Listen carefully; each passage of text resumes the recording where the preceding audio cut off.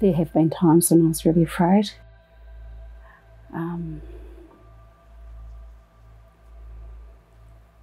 In some ways I was afraid that he would leave, and then other times I was afraid that I would live like that for the rest of my life.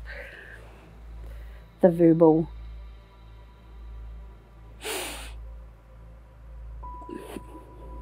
sometimes the verbal is like a slap in the face. Sorry.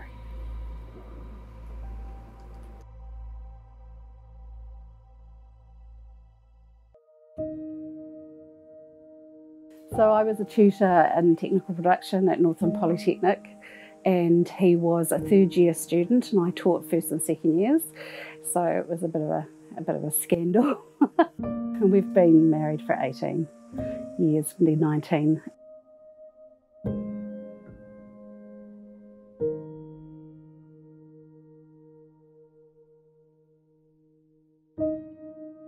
He was just a kid, a little hurt, lonely child.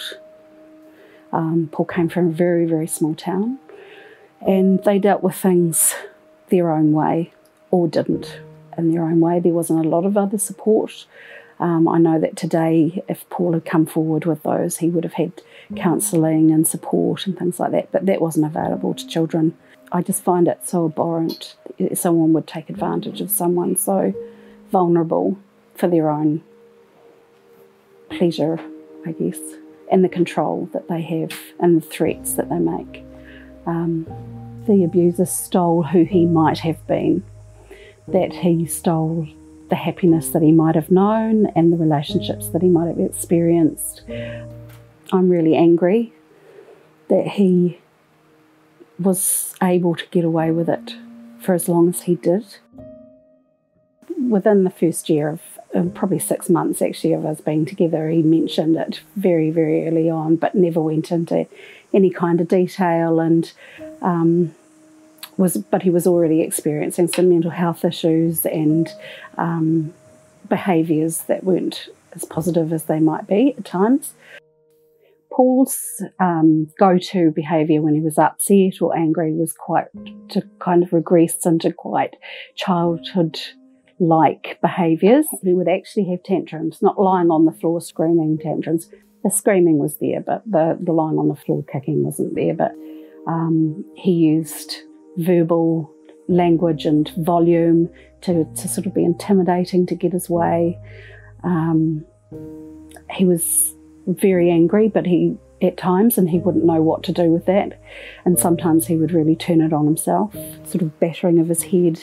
Occasionally he hit walls, or he might sort of thump his chest, but yeah, usually around the head, and it would be really quick and sharp. And he never hit me, and I believe that he never would. He was always able to bring himself back from the brink, but there were times when he raised his hands, which I think scared him in some ways more than it scared me.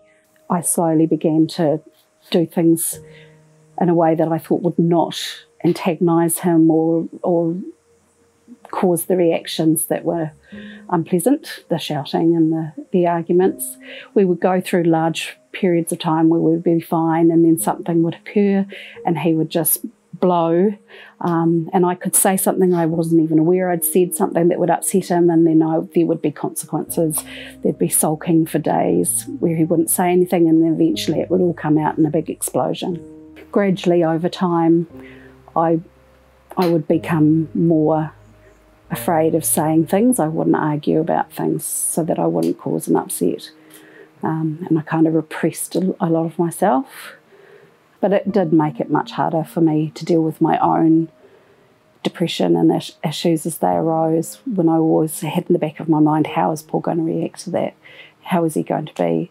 And I mean, at the end of the day, he was always there for me, but there was always that just hint of doubt in the back of my mind that this could be the thing that sort of ends us, and it can be really hard. And in those moments, Paul actually, the real Paul, the Paul that he's always meant to be, surfaces, and he would deal with me in a way that helped me to get through those times. I mean, I've seen and talked to people who have been abused by partners, and they do that walking on eggshells to make sure that they don't have I said the wrong thing?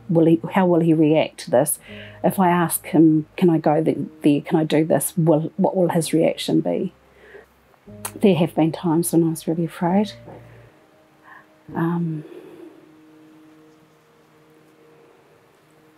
In some ways I was afraid that he would leave, and then other times I was afraid that I would live like that for the rest of my life, which was probably more scary than the threat of violence or anything like that. Then it would have been over, but the verbal,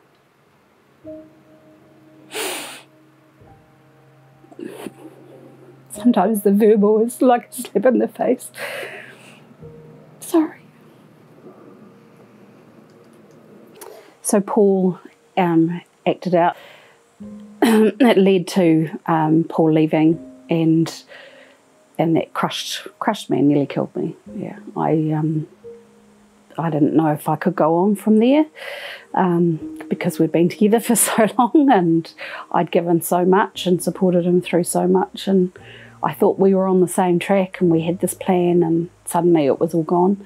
But the fact that he was willing to come to counselling and keep coming each week to the counselling was what kept us together, was the fact that even though he felt it was over, he was still willing to come for my sake, and that gave me some hope. And we continued to go to counselling for quite a long time after he moved back in to the house. But it made us stronger, it gave us new resolve, it gave us new direction, and it gave us a new way of communicating.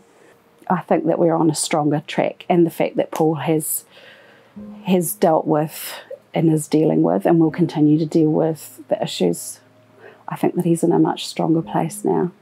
I feel safer in my relationship with him, and I feel that I'm slowly coming back as well. I've got a theatre background, and I like to think that the stage is where I live my life, and the real me was in the wings, waiting for her cue to come on. I'm so proud of him. I'm so proud of where he's come from, and I'm proud of the work that he does and the people that he's been able to help. He's brave and he's strong. Yeah, he's a really decent guy. I think he's who he was meant to be now, after the training and the struggles we've been through, and the seeking help, for his being brave enough to seek help, because it would be really easy to live in denial and hide, and he was brave, and he sought help when he knew he needed help for his own sake and for our relationship's sake. That what I would say to the partners of people who've been abused is, you need to look after yourself so that you can look after them. And if you need to have someone to talk to, find a counsellor or a good friend. There's lots of organisations that are out there that can help with free counselling or cheaper counselling. Hold on to what they really are, not what the abuse makes them. And there is hope. There is hope.